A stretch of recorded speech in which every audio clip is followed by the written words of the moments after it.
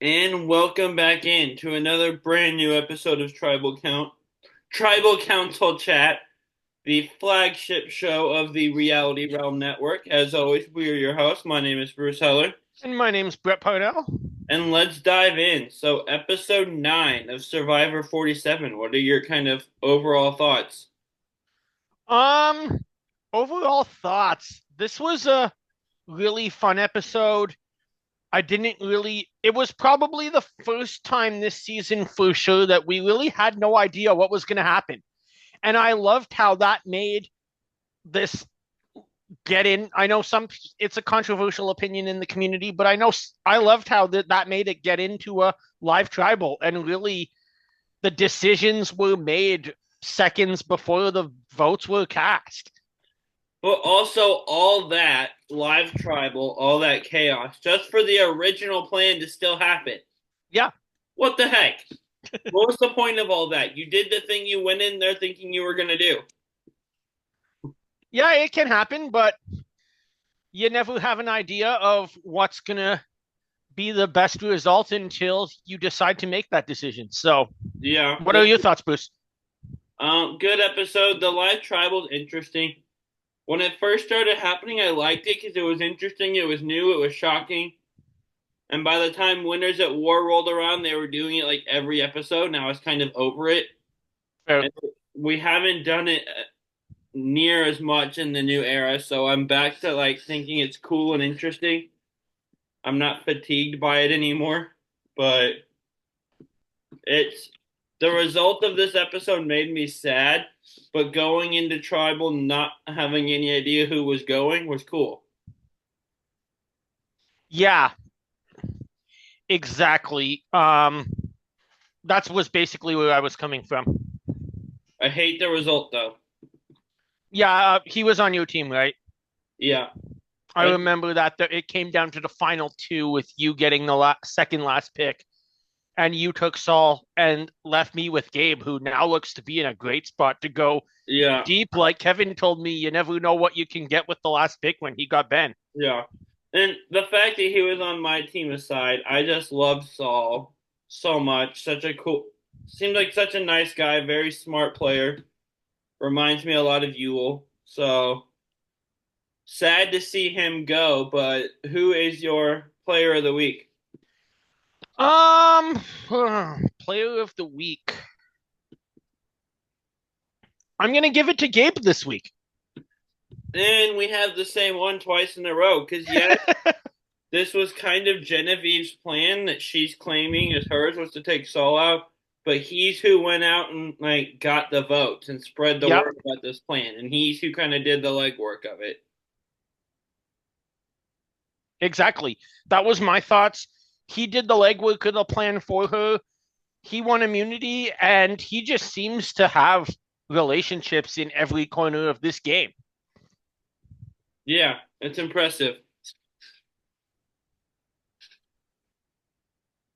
So diving in post tribal, we kind of see Sam hitting the realization that Lavo and Andy flipped on Gata, and he's kind of realizing this. And where do you think Sam can go from here at this point? Um, what I think, and this kind of goes after Sierra's left the game, is I think Sam's in a spot that he really has to go and play his own game. He can't play his tribe's game anymore. And I think that kind of restricted him until he was shocked with the Sierra blindside noticeably. And moving on from there, it's we'll see how his game goes. He was certainly targeted, but he's still in the game. He got, I think, one vote, if I'm right, or was it zero? No, no, Uh-huh. it was zero. Sue got one vote. The the S's are mixing me up. Yeah, But so yeah, he got no votes, so he moves on. But I think he really needs to broaden his horizons, and he can't just go play this game with Andy and Rachel. He has to play this game with everybody who's in the game. yeah, for sure. And speaking of Andy and Rachel, we kind of see next we see this scene where the two of them talk about how they had been wanting to connect, but they hadn't had the chance or they just couldn't make it work. But now they're saying now's the time, and I kind of like the idea of these two working together. This could be interesting. Yeah, exactly. I would agree with you there. It will be interesting to see how they fit in together moving forward. And it'll be interesting to see too how each player adapts to the game as it is now. Because I think this is around the point we're in single digits where we're really moving into that final third of the game. We know six players are probably going to make the finale because that's what always happens, especially in seasons where nobody's returning. So if we're at nine now, it's like one, two, three. Like the finale will probably be December 11th, I guess. So we're really getting into the end. And everyone, kind of like what I said about Genevieve last week, if you're not playing to get to win the game at this point, you're going to lose the game. Yeah, for sure. And she's definitely playing to win the game. But don't get me misconstrued though. But what I was saying about playing for the end, not just playing for one more day. Yeah. And so this is, yeah, I like a lot of what you're saying there. We also have our next scene is Sam and Teeny and Saul at the well.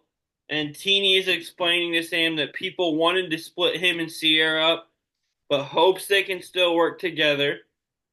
And Sam's agreeable. He's playing with it, but he tells us and basically tells us in a confessional that secretly he still has a vendetta against Lavo and wants to get back at them for flipping on him and Sierra. So I'm interested to see at this point in the episode. I'm kind of interested to see how that goes because in his position, if someone wants to work with you, you kind of have to take it. That's it. You can't be like, oh, they're being nice, but I want revenge. Like you don't have the power to do that right now. You're on No, the bottom at this point. not at all. If you're Sam, you're probably in a spot where if you get to the end of the game, you're definitely getting um Sierra's vote. You're probably getting Andy's vote, and you then want to make a big end game so you can get another three votes. You don't really have that space to like worry about how you're going to get to the end of the game. You just got to make sure it's not you now. And then make some big moves at the end and show why you're the best player here, which I still think he can do. Yeah. My last note before the challenge is trying to figure out Tuku's dynamics and who they have and wants to work with Teeny was kind of interesting there. Yeah, that's definitely a unique dynamic because we saw last week my player of the week 2 episodes ago was Genevieve. And the reason I gave her that player of the week was for what I just said Sam needs to do, branching out from her tribe and forming new alliances. The fact that Genevieve chose to do that and take a bit more um, away from Rome, or not from Rome, sorry, take a bit more away from Solentini is not good for the game because, like she says, why Rome came in my mind, like she says that she's kind of almost at the point that she's okay with getting revenge for her ally. Yeah, for sure. And so, yeah, the Tuku in relation to Teeny and Genevieve both will be really interesting to watch. They have the highest number of the three tribes right now. So, yeah. So, it'll be interesting. So, we move into the immunity challenge that will be in pairs, but only one person will get immunity. And Yeah, again, I really, I really like this how they were in pairs and competing together. Um, but then also knew that they had to compete against each other. I love the fact that despite us seeing the players are all talking about, can I beat my partner, that the final stage was with four players, thus making them beat more than just the person that they paired up with. Mm-hmm. I thought that was really smart by production to make sure that you couldn't just do that. I'm not so sure, and I'd have to look at exactly the numbers. There might have been no way to avoid it, but I'm not so sure with the idea of the players just picking their own teams and having some situations where it's two guys on one team and two girls on one other team. I think that could have probably been balanced, but if the numbers don't work, they don't work. What can you do? Yeah, agreed. So the challenge, of course, comes down to a final two with Gabe, and because of course he's there, Kyle. And Gabe ends up winning immunity and does the like Ray Lewis dance that Ray Lewis used to do coming out of the tunnel before football games, which was kind of funny. And then after this we have our tribe split into three groups. We have the no vote journey people. We have they have a vote but no reward. And we have the people who get a reward, which this is interesting. We're splitting them into three separate groups here, Yeah, where strategizing is happening at all three spots and different plans are happening at all three spots. yeah, absolutely. I thought this really was probably the most important part of this reward almost is that you did have to have the possibility to build that Genevieve and Sue connection that we saw kind of start last week, and now it's really they're having the chance to work alone. The reward people are all deciding, oh, we're going to take out Sam. He's a big threat, even though there are only four votes. They don't know what's going to happen on the journey. Will you have another four votes? But we know, at least we think going in, it could be zero votes. It could be all four. We know quickly that it becomes three of the players on the journey are going to get to keep their vote. And but no, the other players don't necessarily know that. For all they know, Caroline coming back and saying I lost my vote could be complete nonsense. But it would be believable. Yeah, it would be. I mean, I don't necessarily think those four played it to the best of their abilities, to be totally honest on that. I Yeah. would have loved to see a game move where they're saying, oh, yeah, only one of us got to vote. And next thing you know, there's three votes in there. And the math for all of the other six players is totally thrown off. That would have been really interesting. And so at the reward, we have kind of it's the reward is sandwiches, which is really fun. But also Saul is getting really burpy and like burping a lot. And so Gabe's response is just to try to keep up with it. There was a couple scenes where Saul would burp, and then Gabe's response is to drink a bunch of soda all at once and see if he can burp louder than Saul did. This was just disgusting. It was, but it was kind of funny for some Oh, it reason. was Something funny. you don't expect to see. Yeah, I certainly laughed about that. It was funny. After a while, I was like, guys, just cut to commercial. This is getting gross. But Yeah.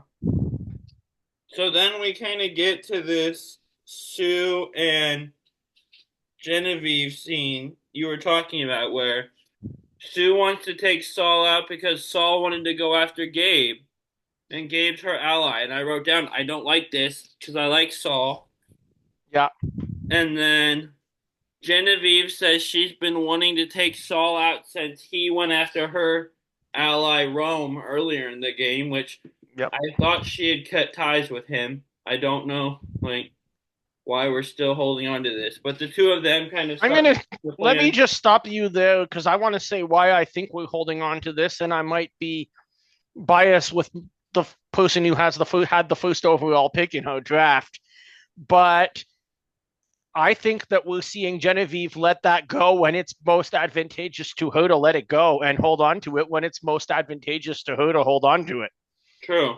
I think she's playing an excellent game with when to tell people, oh, I'm just as annoyed with Roma as you guys when they're on a beach together as a tribe, but now to say, oh, I want to get my old tribe mates out and I can play a really free agent game here because I was never really working with them to begin with. Yeah. And so I while don't know if she's gonna win or not. Um, she could be making too many moves at this point too early and kind of set herself up to be a target before the finale. We'll see. But whether Genevieve does or does not win, Jeff's hinted at the fact that there's one player from this season that's in the running for 50. I really want it to be her. yeah, I think she's at a level of playing this game that she could walk into a field with players from before um, the new era started and wouldn't skip a beat. yeah. And so while And those might even players like her, Jesse, um, some other names out there, D, might even have an advantage because they've played in the new era before. I want to see Um, I want to see more from her before I put her in the same sentence as Jesse and D. I don't think she's there yet. Fair enough. But I'm not necessarily disagreeing with that either. I'm saying who players that I think that could compete against players 39 and before. yeah, That was kind of the point of discussion. but so while that's happening, our next scene we go to is at the no vote journey, where we learn that three of the four will get their votes back and one will not. Yep. And as we're seeing this, the reward people return the camp and tell the others that they've decided to go after Sam. And Genevieve this is where she pulls Gabe aside to pitch the Saul plan. And I wrote, I don't want Saul to go home. And I did not get what I wanted. But back to the no vote journey, we have a game that the four people play together, kind of building this tower. It's like This Jenga was and fun. doors. And whoever's turn it is that when the tower falls over, whoever knocks it over loses their vote, and Caroline ends up losing her vote, and then the journey people return to camp. And so Gabe makes a point that like Caroline losing her vote complicates the Saul plan because he was counting on her as a number for that. Now he doesn't have that. Yeah.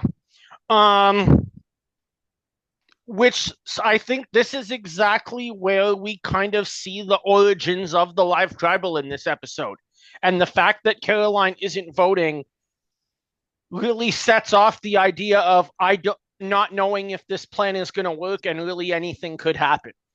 As far as the Sam proposal goes, I found that a interesting suggestion to make because, and it makes sense because Sam is a big threat in this game.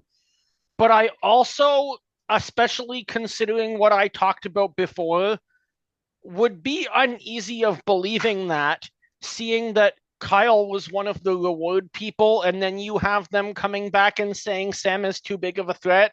Well, Kyle's proved to be a bigger threat than Sam. Physically, yes. Socially and strategically, I don't know. Fair. We really haven't seen anything from Kyle in those two sections of the game. Yeah. But I guess the point is, I would question amongst all the other people of if Sam is the biggest threat, could this be could there be anything going on between players on the journey on the reward that maybe they can't talk about in front of each other? It's a hard idea to just believe the easy plan is what comes back from that reward instantly. Yeah. What's interesting is while this is happening, Andy approaches Genevieve unprompted and says that he wants to take Saul out, who was kind of also on the block and was on Andy's radar completely separately. And I thought that was kind of interesting here. Yeah. And so this is where it gets interesting. Genevieve tells Rachel and tells Rachel about the Saul plan and decides to let her decide whether to let Sam in on it. And Rachel tells Sam and says she can't tell him who the vote is, but he immediately guesses it. And she's like, I can't tell you who it is, but I assure you it's not you. And he immediately is like, oh, is it Saul? And she nods and confirms it. Yeah. And so Sam agrees not to tell anyone and not to blow up Rachel's spot, and then immediately goes to tell Saul and starts blowing everything up. Yeah. And that really sets off this episode because now you know it's not going to be an easy vote. Rachel's told Saul about the plan, and Well, Sam told Saul. oh, Sam, sorry, my bad. It started. But yeah, Sam told Saul about the plan, and then you have a situation where you're going, how many times in Survivor has we seen what looked like a stable plan go completely sideways? And I'm starting to be like, one, Sue and Rachel need to play the idols, even though they didn't, because you never know what could happen, especially when we start hearing Sue's name going around. And then how many times, too, I was getting worried as somebody that, like I said, picked Genevieve first overall, that, oh no, how many times have we seen the person who starts the plan ends up having it backfire on them? Yeah, that's true. And so Sam and Saul decide that they should target Sue, which I'm okay with personally. And Yeah. then as soon as Saul finds out it's him, he starts scrambling and chaos ensues and everyone starts changing plans back and forth willy-nilly. And so I'm into tribal, I'm still confused, and I hope. Yes, we can talk about this into tribal, but I hope Sue answers this at the end of the season. That if everything is going nuts, and we've heard her name out there, and we see live tribal, and you have to be trying to pick up in a live tribal is anybody whispering anything that sounds close to your name to somebody else. Um, and I in Rachel in the same situation, but I don't think she was ever in danger here. But especially for Sue, why did she hold on to that idol? Because I was thinking that she was done when I heard Jeff not say anything, I or think when she didn't say anything to Jeff. I mean, well, because I think she knew she didn't need it. I mean, this for all the live tribal and all the talking, this ends up being a unanimous vote, other yeah, than Saul voting for Sue. I think people were telling her the plan was coming together, that she wasn't in danger, that Saul was going home. So if that's what you're hearing, why would you play it if you know you don't need it? because we've seen Survivor 46. True, but if you know you don't need it and you can get away with keeping it, may as well try. I guess depends on your perspective. I know I would have. The second people start talking, the first thing I'm doing if I'm in that spot is reaching into my bag and not caring what's being said. Yeah. And it's easy to say what I'm saying in hindsight, knowing she didn't need it. Yeah. I'm sure if I was in that situation, I'd freak out and play it, but then I'd regret playing it when I only got 1 out of 10 votes. Oh, So, we seen Tony. You can go grab a new one in an hour. yeah, true. And so, an interesting quote here, and I wrote the quote down. I didn't write down who said it. I think a couple people referenced it. But the best players can tell signals from the noise was an interesting quote.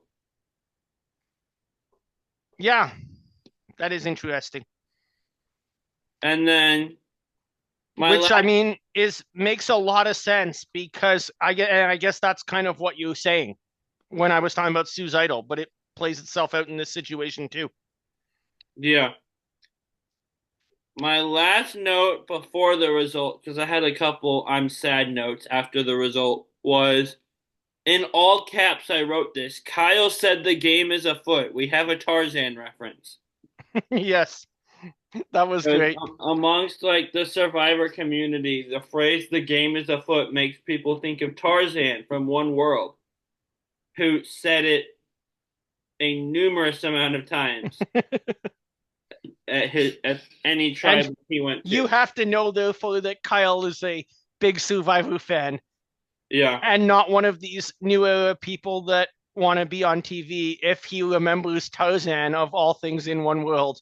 Which unless I mean, unless he just said it and didn't realize what he was doing. I'm sure he knows. True, but a lot of these people, a lot of the people of the new era have become Survivor fans more recently since Winners at War, even Yeah, sometimes. So, I mean, I wouldn't surprise me if Kyle just said the game is afoot because it's a somewhat common phrase. true. But that made me smile. It made me think of One World. And so Saul does go home, and I'm sad, and all that chaos just for the original plan to happen. Yep. Nothing changed at all in any of those conversations. Nothing changed. And Saul's gone, and I'm sad. So what are we doing next year? We were gonna do full power Um, ranking, right? yeah, let's do a full power rankings and then we'll do a line blindside first boot to wrap it up. Okay. I'm So just bringing up the cast list before we do, so then we don't end up like TT and I forgetting that Jenny West even exists yeah, the other day. that's a hard one to forget exists. Yeah. All right. So I have the tribe here now. We are down to 2, 3, 4, 9 players. Who's your number one? Um, huh. I still say Caroline is winning, but based Okay. on right now, I'm gonna go with my player of the week, Gabe here. I mean, we've seen people want him gone, and And that's it never smart too, because sticks. remember for the power rankings that for the audience, I'm not telling you, but remember we're talking about who we think is the least likely to go home next week, not necessarily who's the best player at this point, right? I'm just kind of basing it off of everything we've seen so far, who I think is Okay. in the best spot right Okay, now. so let's do that. I apologize. I didn't quite remember how the game works. No, you're good. All right, so you're going with Gabe in the first spot. Yeah, I'm going to go with a new player that I haven't talked about much in this podcast yet, but I think she's really putting it on late. And I'm going to put Rachel in this spot here. interesting. She was able to save herself in a through Saul in a tribal council that she had no real business being anywhere close to at risk, except for the tribes were divided unfairly. And now she's back playing the game with really the whole tribe, and she has that relationship with Lavo. She has her original tribe members in Gata. I think she's in a great spot. Yeah, I would And agree she with has an that. idol. Oh, she does. I forgot about that. So, with my in my number two spot, I am going to go with the future sole survivor of this season and say Caroline. Nice. Not a huge episode from her this week, other than losing her vote, but just overall, I think she's very smart, very game aware, and is good at reading the room. And I think the edit has put her in a very good spot from what we've seen. Nice. In my number two, I'm going to go with the player that I think is playing the best game so far, and that's Genevieve. I'm not putting her in my number one just because of that thing that I said earlier that I'm a little worried that she's been the star of 2 episodes now, essentially. could harm her, but if she gets to the finale, she's going to win. Yeah. I, in my third spot, thought about going with Genevieve. I think she's played a big part in two votes in a row, though, and I think people are going to realize that, and I don't think she'll be around a ton longer. Okay. So this is where I'm going to go with Rachel for a lot of the Nice. reasons you said. Right before the tribes merged, it was looking like she was done. She was on the bottom of a 3-1 at Gata. All of a sudden, she's in a good spot to where she was one of the few people that was never in danger at all this week. And even Yeah. like you said, she has an idol. She has a new alliance with Andy, it looks like. She had to send the person home that she wanted to work with and that saved her a few weeks ago, which sucks, but Yeah. I like it. he was going home without her, so she jumped on the bandwagon to be on the right side of the numbers. Absolutely. My number three, this is where I'm going to go with your number one, and that's Gabe. I think Gabe is just starting to emerge as a really big player in this season, but socially, he's playing probably the best game so far. And we've seen him now have a great week where he also had a physical win and was the first player to beat Kyle. So I think that puts him in a good spot where maybe he won't be seen as physically threatening as Kyle, at least for as long as Kyle's in the game. But he could kind of sit in that number two spot and win challenges when he has to and force his way into fire, even if just because there might be other shields for him that are not accessible to some other players. Yeah, and so I love that pick. In my fourth spot, I was debating between a couple people here. Yep. I'm gonna go with Genevieve here because I think she has more allies to work with and more at her disposal than my next person, and that's pretty much what's breaking the tie there. And you'll understand that when I name Nice. my next person. And that's funny that you're putting my winner pick in your first spot because I'm putting your winner pick in my first spot, and that's Caroline. Much Yeah, of what you already said. She's playing a great game. It was a quiet episode, but I'll easily put her here. It's probably a little too low. But I mean, fourth isn't a bad spot to be in because those you don't always want to be number one. yeah. And Genevieve's just, I don't, as much as her edit's been ramping up lately, I don't think she'll be around a ton. Mm. I think people are going to realize that she's played a huge part in a couple votes now. But It's tough to say because we've seen seasons where that's happened, and it's probably more frequent than not that a player of her caliber just seems to get targeted at about 7, 8 in the game. At the same time, we've also seen some seasons where, say, I mean, I think the player that I've been comparing Genevieve most to is Kim. And Kim did exactly that and went all the way to the end because her cast wasn't that great. And I don't know about you, but I do think this is probably one of the weaker new era casts.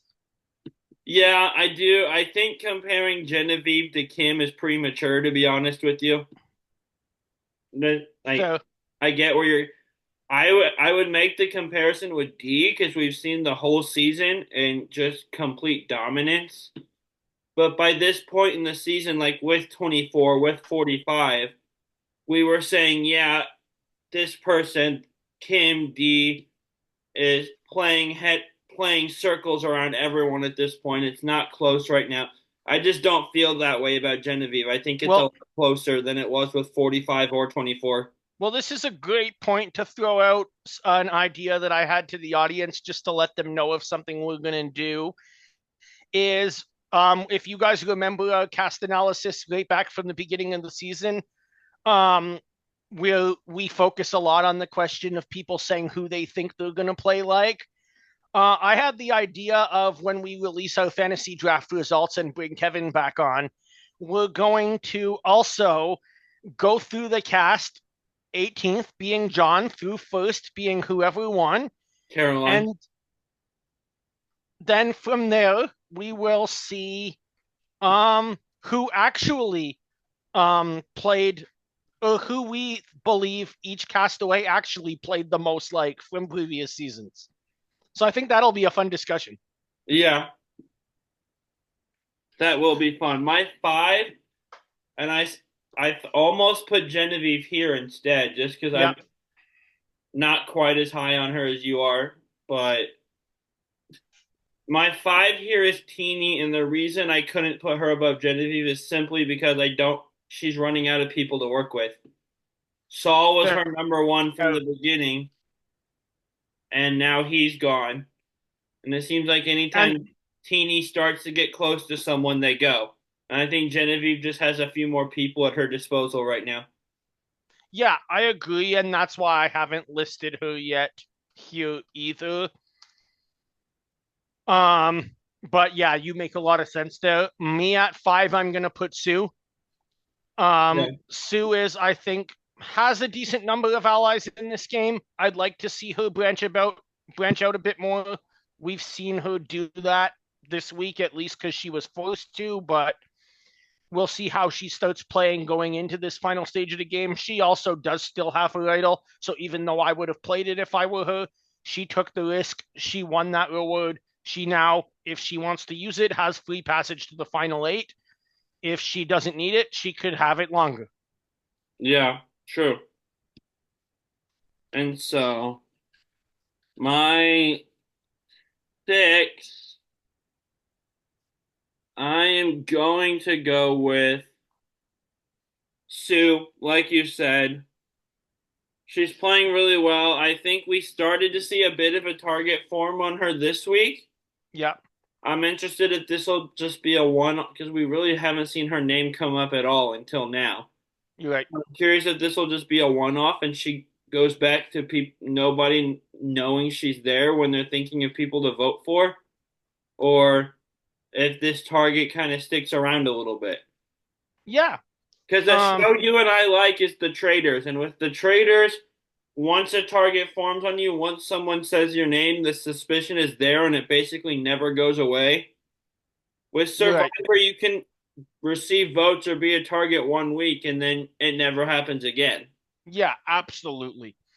And that is very important to note because it's not always in this show it does happen all the time that just because a target forms doesn't really mean anything going into future episodes unless that person is just a very dangerous player.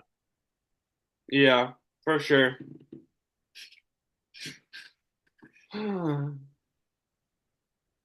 So you're six. My sixth, so that leaves me with Kyle, Andy, and Sam.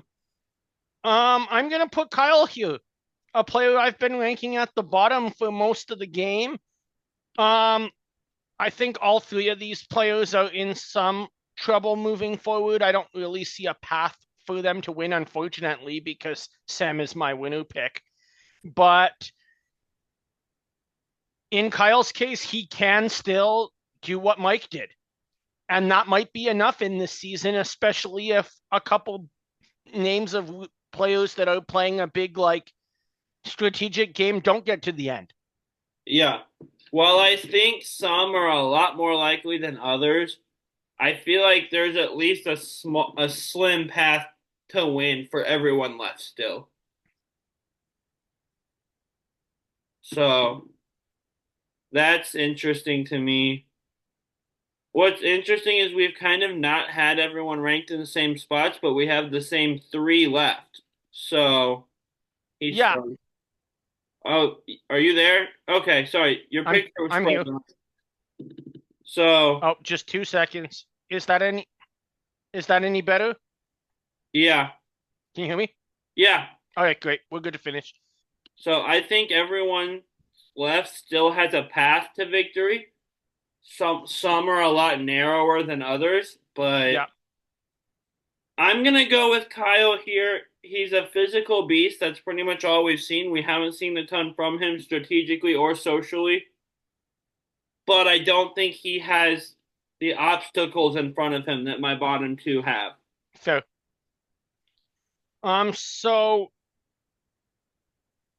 moving on from there, number 8, I guess we're at 8 and 9, right? Yeah. All right, so I'm gonna put Sam in eighth spot. I think he still can do well in this game. I want to see him play more of the game and play less of just trying to go to the end with the same people. I don't think that's benefiting him at all. I think maybe the journey gave him the opportunity to do that. And let's see next week. Yeah, I think I'm gonna go with Andy here because Hmm. I think he's. So you think Sam is going home tomorrow I or think. on Wednesday? Well, let me explain because I have no idea who's gonna go home next week Fair. anymore. But Andy has. You kind of see a direction for him. You see him establishing alliances. You see him Yeah. bridging gaps with other tribes. And I have him second to last and Sam last because at this point in the game, it kind of just feel like Sam is aimlessly wandering, just kind of taking shots Yeah, I agree. willy nilly. I don't know the what he's the doing. funny thing is when we came into this on my list, Sam is also last. I made that swap when we were saying who's playing the better game because I just don't see a way that Andy is actually going to win. Yeah, but I see a So direction with him. Sam's fair. just playing aimlessly right now. Makes sense. So that's kind of where, but I totally get your rankings as well because under the other formula that I was thinking of, I had Sam in last year too. Yeah, And that nice. leaves me to put Andy last. I think Andy has, for those of you watching the challenge, you'll know what I mean. Also, listen to New Generation Challenge podcast with my friend Titi and I. Um, Andy is, in my opinion, the Josh Martinez of this season of Survivor. I think he started out that way the first couple episodes. I think he's recovered well though. Hmm. So And I mean, you never know because Josh Martinez is somehow a CBS reality champion. So yeah, Big Brother's weird. Don't ask me to explain how that show don't, works. Kevin can do that. I don't know either. Get Josh on the Traders though. Yeah, that would be funny. Gosh. So Anyway, anything you want to add before we go to Align Blindside First Boot? nope. Do you have three names?